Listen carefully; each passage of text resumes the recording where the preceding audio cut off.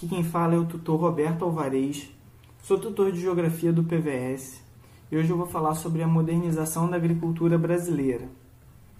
É interessante para a gente compreender um pouquinho melhor como se dá esse processo de modernização da agricultura aqui no Brasil, a gente entender, como que está organizada a nossa estrutura fundiária. A estrutura fundiária ela representa a forma de distribuição e acesso da terra, ou seja, se a terra é mais bem distribuída ou não é tão bem distribuída assim, se o acesso é fácil ou se o acesso é restrito. Essas são características da estrutura fundiária de um lugar. E o Brasil ele é um país que tem como característica ter uma estrutura fundiária bastante concentrada. E aqui nesses dois gráficos, a gente pode identificar que aqui, olha, à esquerda, esse gráfico dos estabelecimentos rurais, a gente observa que essa parte mais em preto representa 1,6 dos estabelecimentos rurais. Quando a gente olha o que em área esses estabelecimentos ocupam, a gente nota que é uma área bem grande, 43,8% de toda a área ocupada. Enquanto os menores, que são esses em tons de cinza, que são a maior parte dos estabelecimentos rurais, eles ocupam, olhem desse lado aqui, uma área equivalente a apenas 20% da área ocupada, o que mostra que poucos estabelecimentos ocupam uma grande área, enquanto muitos estabelecimentos ocupam uma pequena área, mostrando um pouco dessa concentração fundiária. Essa concentração fundiária, a gente pode estabelecer aqui algumas etapas que isso foi se agravando. A questão histórica é evidente. Nesse sentido, a gente tem que destacar que a primeira forma de divisão desigual de terras foi o próprio estabelecimento das capitanias hereditárias e depois das Seis Marias, onde a coroa portuguesa já destinava grandes porções do nosso território para alguns donatários, membros da corte. Então já mostra como era concentrado e seletivo. Um outro momento também super importante para a gente compreender como essa estrutura fundiária foi se concentrando é a da Lei de Terras, que foi uma lei que visava, de alguma forma, regularizar a estrutura fundiária, definindo quem poderia ou não ter acesso à terra a partir da capacidade de cada um de comprar a terra, ou seja, a terra passa a ser identificada como mercadoria, a relação deixa de ser de doação entre a coroa e alguns donatários e passa a ser uma relação de mercado. Aqueles que podem ter acesso à terra são aqueles que podem comprar, aqueles que têm dinheiro, recurso para isso. E a gente está falando de 1850, um período onde a gente vivia o Brasil num regime de escravidão, onde a maior parte da população não tinha sequer a liberdade sobre sua própria vida. Então, são algumas contradições que vão acelerando essa concentração fundiária. E, por fim, nos anos 60, o início do processo de modernização do campo, fundamental para a ampliação dessa concentração fundiária. Afinal, a gente tem um modelo de modernização aqui da nossa agricultura que é considerada como modernização conservadora, porque ela, ao passo que ela desenvolve técnicas mais modernas de cultivo, utilização de tecnologias, ela conserva algumas características bem antigas, arcaicas e que são referentes a essa estrutura desigual e concentrada. Há aqui algumas figuras para a gente ilustrar um pouco do que se trata quando a gente fala de modernização do campo. A mais famosa é essa que utiliza esses tratores, enfim, que substitui a mão de obra do campo. Aqui uma onde os tratores sequer são operados por um funcionário, são esses drones aqui que operam de forma remota, esses tratores, essas colheitadeiras. Aqui, né, a utilização de tecnologias, de técnicas mais avançadas, de sensoriamento remoto, para poder o que? Mapear, né, como essa produção está acontecendo. E não se trata apenas de maquinário, né? Aqui essa manchete da Folha de São Paulo ela é interessante porque ela dá o tom, né, de como essa modernização do campo ela também está ligada à questão do avanço tecnológico, mas também científico sobre o campo, né? Falando sobre a genética agrícola, né, como uma área de trabalho em expansão. E essa outra manchete aqui, na verdade é uma matéria que eu tirei do portal do Senado, que traz uma característica para a gente ver como é uma modernização conservadora, né? A questão do trabalho escravo, por exemplo, ela ainda é muito presente, né, no nosso campo. Aqui tem, né, uma notícia falando que o agronegócio é o setor que mais recruta pessoas para trabalhar em regime semelhante ao da escravidão. Bom, por isso modernização conservadora.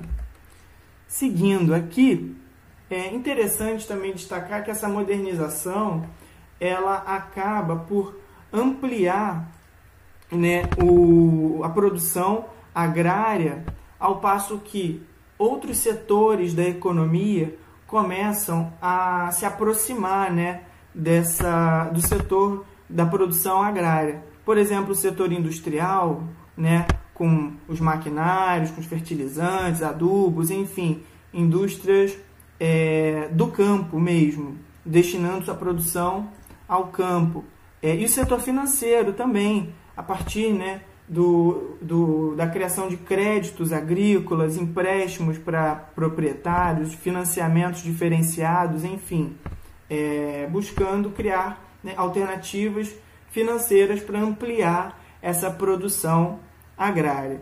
Poderíamos até acrescentar a questão, né, do setor científico, né, mas talvez esteja aqui junto, né, com esses adubos químicos, enfim,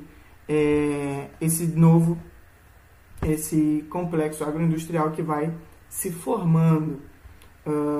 Bom, a gente pode ver, né, que os produtos, a produção do campo, ela passa por processo de industrialização, beneficiamento, ou seja, são matérias-primas que são transformadas pela indústria e que chegam, né, nos supermercados para o nosso consumo final, né?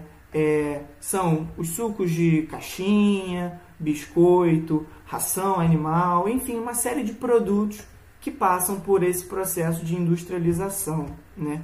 E como a gente vê, ele é um complexo agroindustrial porque ele, né, comporta aí diversos setores da economia. Por isso, um complexo. E essa modernização do campo, ela também gera uma série de impactos no nosso território, né? Eu trouxe aqui alguns pontos para a gente discutir que são relevantes para caramba, porque um deles trata da questão demográfica, né? Os movimentos populacionais, né? Ou seja, como essa modernização do campo faz com que alguns movimentos migratórios se configurem com mais força no país. Por exemplo, né, o dos pioneiros que saíram do sul lá nos anos 50, 60 em direção ao centro-oeste, buscando ocupar aquelas áreas onde ainda havia terras mais baratas, né? A devastação progressiva dos biomas também é um impacto terrível da modernização da agricultura, né? A devastação do Cerrado, da Caatinga e agora, né, bem evidente, da Amazônia, né? Um outro impacto que a gente pode destacar é o da ampliação dos conflitos sociais, né? Essa modernização conservadora, ela se desenvolve, né, a partir de inúmeras contradições entre o moderno e o arcaico. Isso, de fato, né, faz com que uma série de conflitos comecem a emergir ou ter mais força, né, no campo. Conflitos que envolvem grileiros, os movimentos sociais do campo, que envolvem também uma bancada política, bancada ruralista, enfim. uma série de conflitos sociais que passam a se desenvolver e ganhar relevo com essa modernização do campo. E, por fim, a expansão da fronteira agrícola, né? Essa fronteira agrícola que vem se expandindo, né, do sul e hoje chega já, né, no território amazônico. Aqui algumas características dessa expansão da fronteira agrícola como uma marca da nossa modernização, né, da agricultura. É importante destacar o estímulo que essa expansão teve pelos governos militares, a fundação da Embrapa nos anos 70, uma empresa estatal que buscou criar técnicas de correção do solo para o centro-oeste, tentando favorecer, né, aos proprietários que quisessem produzir nessa região do Brasil. A BR-163, que também foi fundamental porque criava, né, um eixo de circulação de mercadorias e de expansão territorial, também um vetor de expansão no sentido sul-norte, indo do Rio Grande do Sul até o Pará. E os programas de colonização, ou seja, os programas de ocupação, né, dessa região centro-oeste, que estimulava os movimentos migratórios que eu havia citado. Inicialmente, né, esses movimentos começam por pequenos e médios agricultores que saíam do sul porque não conseguiam competir com a agricultura moderna que já era praticada nessa região do Brasil, mas que até hoje ela vem sendo praticada, né, ela ganha e ela é levada adiante por grandes latifundiários, por empresas, né, do campo, pelo agronegócio, esse agronegócio que tem na monocultura, visando a exportação, né, o seu maior produto. A gente já vai ver aí algumas monoculturas importantes no Brasil, né?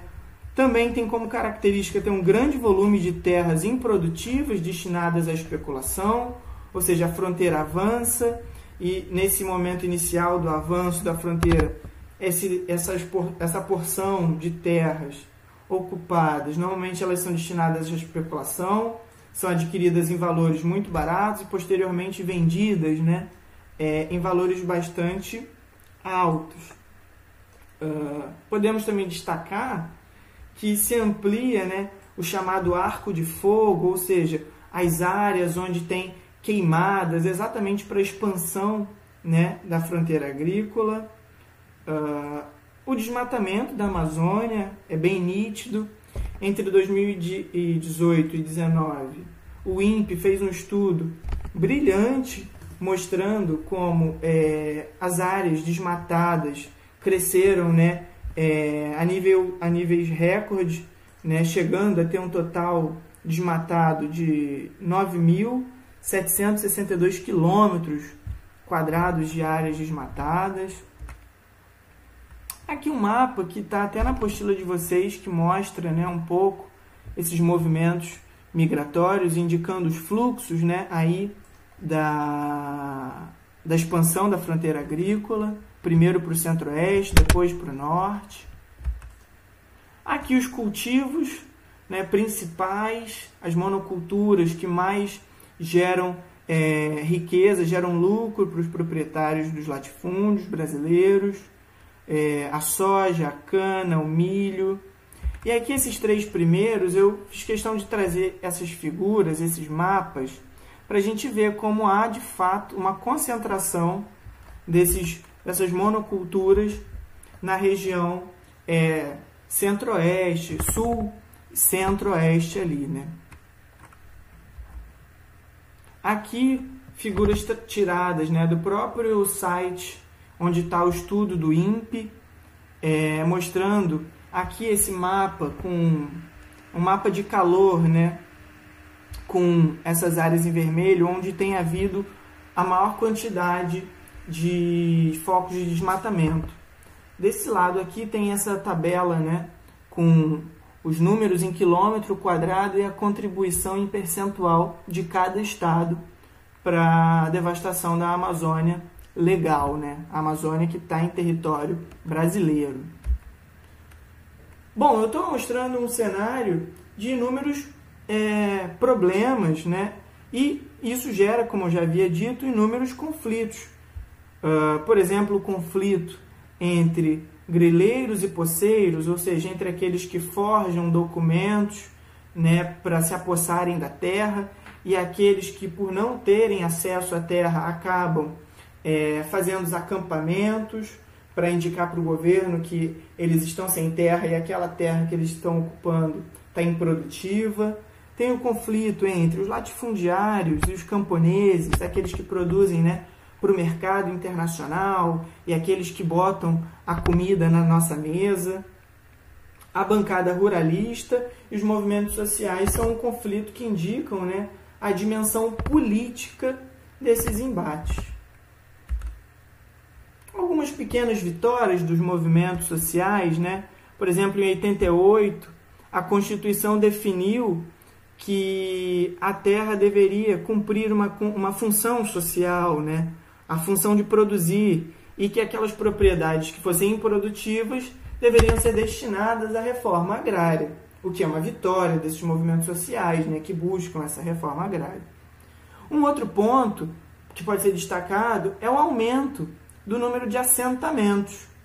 Todavia, a gente não pode achar que porque aumentou o número de assentamentos, né, a reforma agrária está de fato acontecendo, né? Por isso que é uma pequena vitória. Ao passo que tem um número relativamente grande de assentamentos no Brasil, a reforma agrária ainda é uma realidade bastante distante.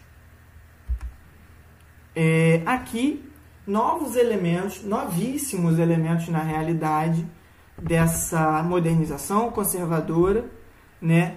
Porque, por exemplo, essa PL, né, 6299, chamada de PL do veneno, ela tem esse nome porque ela libera uma série de agrotóxicos que eram proibidos aqui no Brasil, que são proibidos em diversos países do mundo, e a partir dessa PL, né, esses produtos que estavam proibidos porque fazem mal à saúde, fazem mal ao meio ambiente, passaram a ser liberados, né? E a MP da grilagem, que é mais recente, que os movimentos sociais dizem que essa MP ela vai beneficiar os grileiros, né, os grandes proprietários que utilizam esses documentos irregulares para se apropriar de territórios, sobretudo na Amazônia.